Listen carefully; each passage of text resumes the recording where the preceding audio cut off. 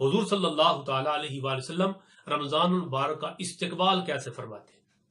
حدیث پاک یہ حافظ منذری رحمۃ اللہ تعالی علیہ الترغیب و ترہیب کے اندر لائے کہ حضور صلی اللہ تعالی علیہ وآلہ وسلم رمضان المبارک میں استقبال کیسے فرماتے ہیں۔ روایت میں آتا ہے کہ صحابہ کرام سے میرے آقا 3 مرتبہ سوالیہ انداز میں یوں فرماتے، دریافت کرتے، ماذا یستقبلکم وتستقبلون، اے میرے صحابہ کون تمہارا استقبال کر رہا ہے اور تم کس کا استقبال کر رہے ہو؟ ماذا یستقبلکم وتستقبلون، اے میرے صحابہ کون تمہارا استقبال کر رہا ہے اور تم کس کا استقبال کر رہے ہو؟ تیسری مرتبہ ماذا یستقبلکم وتستقبلون، کون تمہارا استقبال کر رہا ہے میرے صحابہ اور تم کس کا استقبال کر رہے ہو؟ حضرت عمر بن خطاب رضی اللہ تعالی عنہ و ارضا آپ عرض گزار ہوتے، یا رسول اللہ صلی اللہ تعالی علیہ وسلم کیا کو وحی نازل ہونے والی ہے؟ یعنی اتنے ذوق اور شوق کے ساتھ آپ پوچھ رہے ہیں کہ کون تمہارا استقبال کر رہا ہے، تم کس کا استقبال کر رہے، کوئی وحی نازل ہو رہی ہے؟ حضور صلی اللہ تعالی علیہ وسلم فرماتے نہیں۔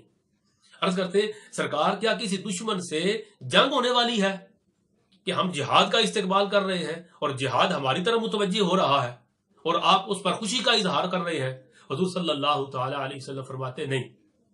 عمر فاروق عرض کرتے سرکار تو پھر کیا بات ہے، آپ اتنے خوش، اتنے شاداں فرحاں، چہرے پہ اتنی خوشی کیوں ہے اور بار بار فرما رہے ہیں کہ کون تمہارا استقبال کر رہا ہے، تم کس کا استقبال کر رہے ہو، کون آ رہا ہے؟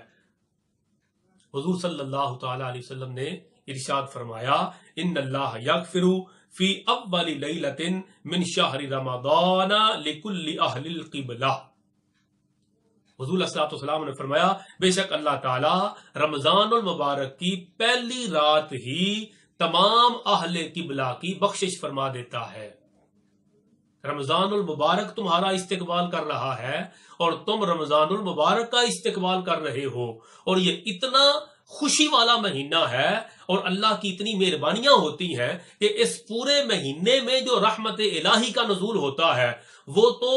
بعد میں ذکر کیا جائے گا، مگر میں صرف اتنا اس کے استقبال کے لیے تمہیں بتا دوں کہ جس مہینے کا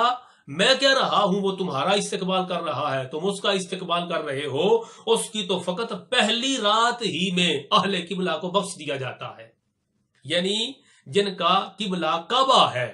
جو کعبہ کی طرف متوجہ ہو کہ اللہ کی عبادت کرتے ہیں، اللہ اہل قبلہ کی بخشش تو رمضان المبارک کی پہلی شب کو ہی فرما دیتا ہے، اور رہ گیا باقی رمضان المبارک تو اس میں اللہ کی مہربانیاں کتنی ہوتی ہیں